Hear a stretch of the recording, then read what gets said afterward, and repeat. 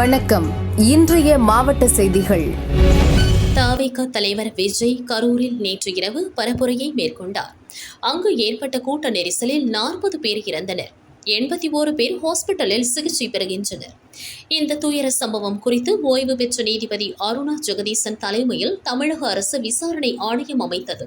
காலையில் சென்னையில் இருந்து கரூர் சென்ற அருணா ஜெகதீசன் சம்பவம் நடந்த இடத்தில் விசாரணையை துவக்கியுள்ளார். சம்பவம் நடந்த இடம் தற்போது போலீசாரின் கட்டுப்பாட்டிற்குள் உள்ளது.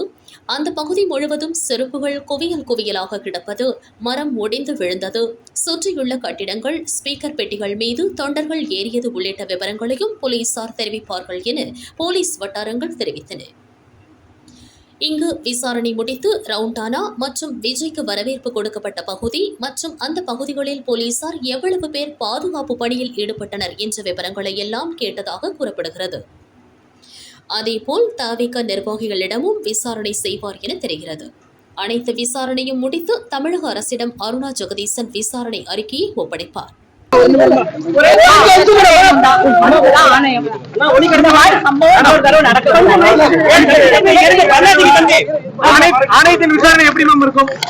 திண்டுக்கல் மாவட்டம் எரியோடு ஒத்தப்பட்டியை சேர்ந்தவர் தாமரை கண்ணன், வயது 26, கரூரில் தங்கி இன்டீரியர் டெக்கரேஷன் நிறுவனத்தில் தொழிலாளியாக வேலை பார்த்தார்.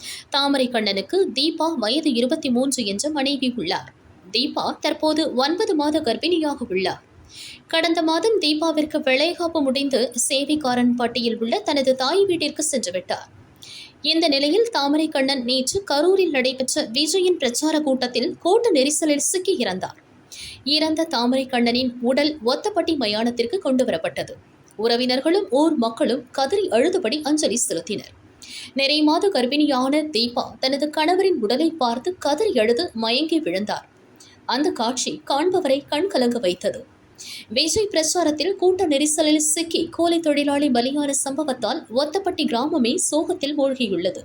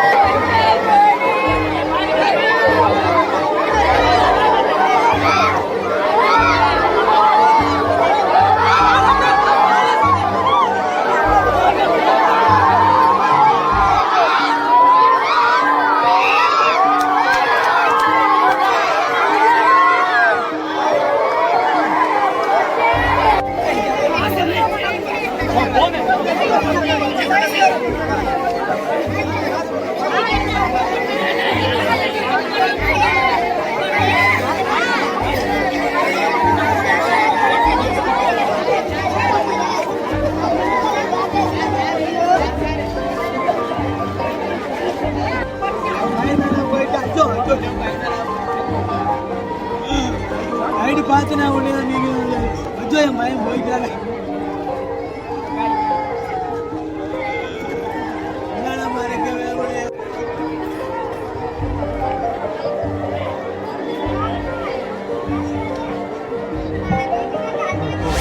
அதேபோல் திண்டுக்கல் மாவட்டம் கொஜிலியம்பாறை வடக்கு தள்ளிப்பட்டியை சேர்ந்தவர் சங்கர் கணேஷ், வயது 35. இவருக்கு மல்லிகா என்ற மனைவியும், போதிகா வயது 13 என்ற மகளும், பூமிநாதன் வயது 11 என்ற மகனும் உள்ளனர். சங்கர் கணேஷ் கரூரில் தனியார் பின்னலாடை நிறுவனத்தில் ட்ரெய்லராக வேலை பார்த்தார். விஜயின் பிரச்சார கூட்டத்தில் கூட்ட நெரிசலில் சிக்கி இறந்தார். ஊருக்கு கொண்டு வரப்பட்ட அவரின் உடலுக்கு உறவினர்கள் மற்றும் குடும்பத்தினர் கதறி அழுதபடி அஞ்சலி செலுத்தியது காண்போரை கண்கலங்க வைத்தது.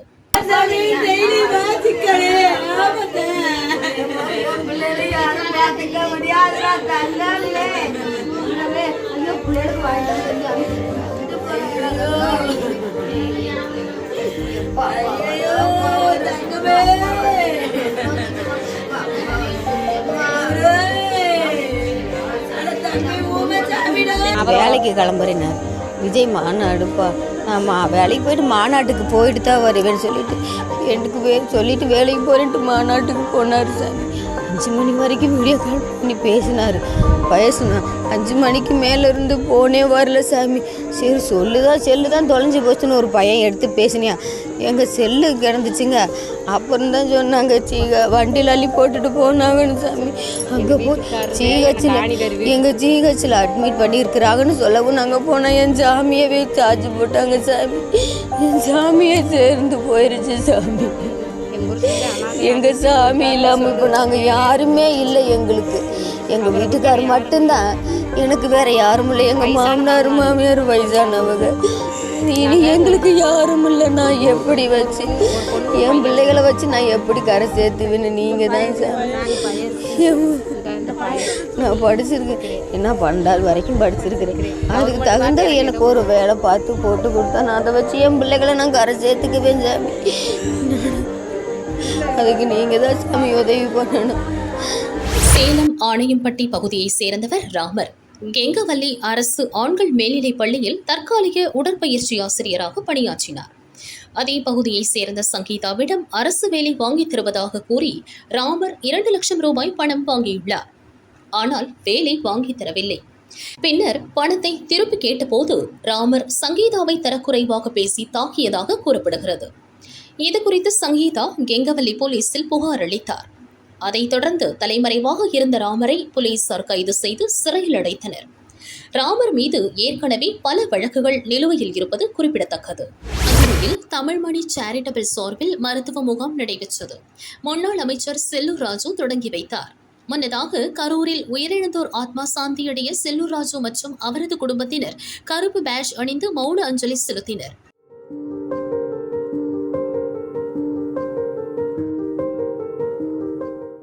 பொதுவாங்க நேற்றைய சம்பவம் இந்த வரைக்கும் தமிழகத்தில் இது மாதிரி ஒரு சம்பவங்கள் நடந்ததில்லை. வடநாட்டில் தான் இது போன்ற சம்பவங்கள் நடந்திருக்கு. சமீப காலமாக பார்த்தீங்கன்னா திராவிட முன்னேற்ற கழக ஆட்சி ஏற்பட்ட பிறகு பல்வேறு விரும்பத்தகாத சம்பவங்கள், சித்திரை திருவிழா மரணம் உங்களுக்கு தெரியும், பல்வேறு வகையான இது இடங்கள்ல இது மாதிரி சம்பவங்கள் நடைபெற்று வருகிறது. விரும்பத்தகாத சம்பவங்கள் நடைபெற்று வருகிறது. அப்பொழுதாவது இந்த அரசாங்கம் விழித்துக் கொள்ள வேண்டும். நாங்கள் எப்பொழுதுமே சொல்லிக் கொண்டுதான் இருக்கிறோம். பொதுவாக நான் சொல்லிக் கொண்டு இருக்கிறேன். எங்க பொதுச் செயலாளர் போகிற இடங்களுக்கு கூட பாதுகாப்பே இல்லை. மதுரையில பாத்தீங்கன்னா உரிய பாதுகாப்பு, உரிய அந்த கூட்டத்துக்கு தகுந்த பாதுகாப்பு காவல்துறை கொடுக்கல. கட்டுப்பாடு விதிக்கிறாங்க, அது எழுத்தளவுல தான் இருக்கு. அதே மாதிரி இன்னைக்கு விஜயை பொறுத்தளவுக்கு தமிழக வெற்றி கழகத்தின் சார்பாக இன்னைக்கு பல்வேறு கூட்டங்களை நடத்தியிருக்காங்க. ஒரு 4-5 கூட்டத்தில் அவங்களுக்கு தெரியும் என்ன மாதிரி மக்கள் அவருடைய ரசிகர்கள் உறுப்பினர்கள் ஆர்வமாக கலந்து கொள்றாங்கன்றது தெரியும். அவங்க ஒரு கட்டுப்பாடு அந்த இளைஞர்களுக்கு விதிச்சிருக்கணும்.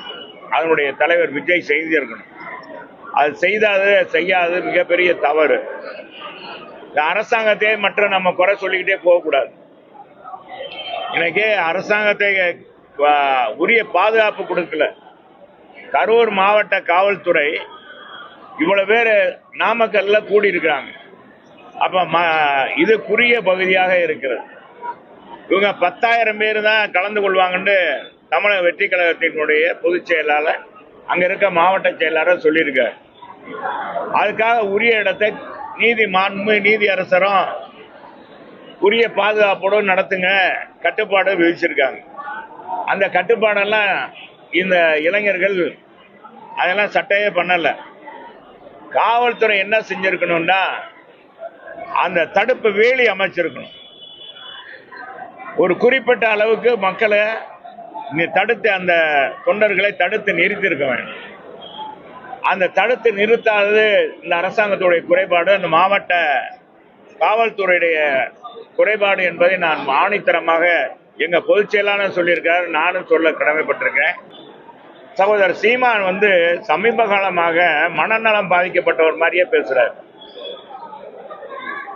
அவர் தமிழக வெற்றி கழகம் தொடங்கிய பிறகு பார்த்தீங்கன்னா அவருடைய பேச்சு நடவடிக்கை எல்லாமே பார்த்தா ஒரு மனநலம் பாதிச்சவன் என்ன மாதிரி பேசுவானோ அதே மாதிரிதான் இன்னைக்கு பேசி கொண்டிருக்கிறார்.